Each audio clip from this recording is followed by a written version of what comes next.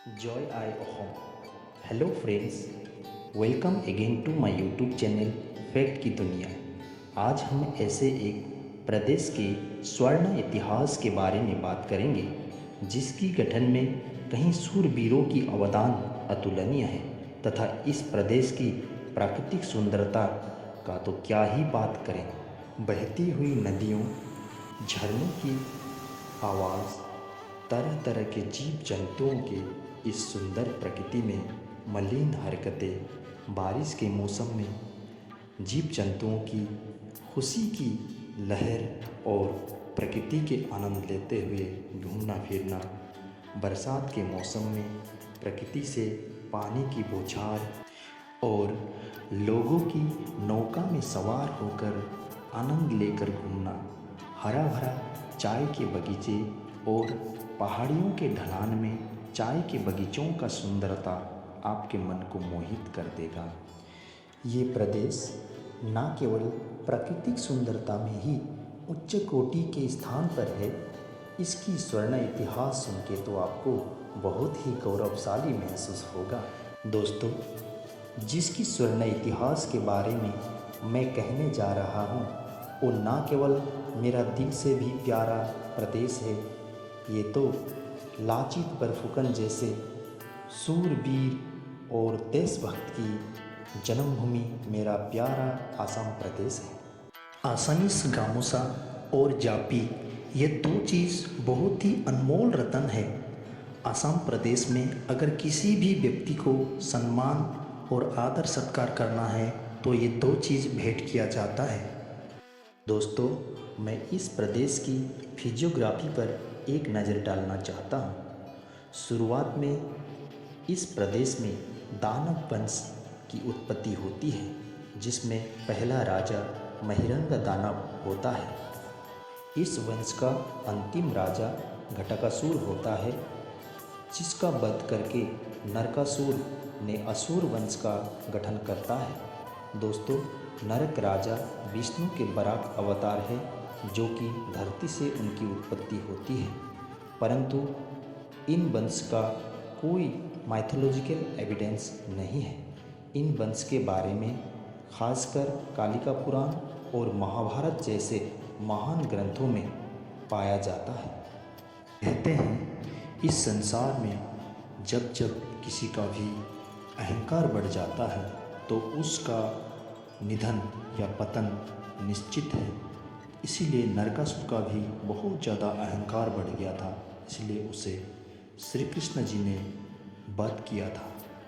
दोस्तों, आपकी नज़र मैं 355 एडी में ले जाना चाहता हूँ, जब असम में बर्मन वंश का गठन होता है।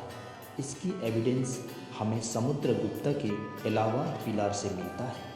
बर्मन वंश का सबसे प्रतापी और परिचित राजा था कुमार भास्कर बर्मन। दोस्तों, ऐसे तो बर्मन वंश के बाद और बहुत सारे वंश का गठन होता है, परंतु मैं आपकी नज़र 1228 में ले जाना चाहता हूँ, जब इस प्रदेश की आन बान शान महान वीर देश प्रेमी सुकाफा का आगमन होता है साउथ ईस्ट एशिया के एक थाई फैमिली से, और इनके द्वारा 1253 में आसाम के सरायदेव में आहूम किंगडम का गठन किया जाता है।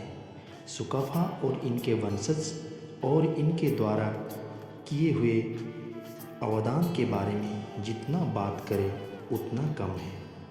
आसाम के सुरक्षा, गठन और इनके विकास में आहूम किंगडम का अवदान अतुलनीय है। आहूम किंगडम का जब भी बात करते हैं तो एक वीर पुरुष, देशभक्त तथा असम के आन बान शान लाचित बरफुकन का नाम लिए बिना कैसे रह सकते हैं। वीर पुरुष लाचित बरफुकन को मैं उनके साथ जगह देना चाहता हूँ, जो कि साउथ इंडियन यानी महाराष्ट्र क्षेत्र के छत्रपति शिवाजी महाराज, जिनके कारण उन क्षेत्र में मुगलों ने राज नहीं कर पाया था, और लाचित बरफुकन के कारण हमारे आसाम क्षेत्र यानी पूर्वोत्तर क्षेत्र में मुगलों का शासन विफल रहा था। दोस्तों, लाचित वो आग है जिसने मुग़लों को जलाकर राख कर दिया था। मुग़लों ने 17 बार आसाम पर हमला किया था, परंतु लाचित जैसे वीर पुरुष और उनके साथ आसाम के वीर सेनाओं के वीरता के कारण सरायघाट के युद्ध में मुग़लों को ऐसे हार का सामना करना पड़ा था और मुग़ल ने कभी आसाम की तरफ लौट के भी नहीं देखा था। दोस्तों, लाचित बरफुकन एक ऐसा निष्ठावान पुरुष थे जिन्होंने अपने मामा का गर्दन काट डाला था और कहा था, देश से बड़ा मामा नहीं है।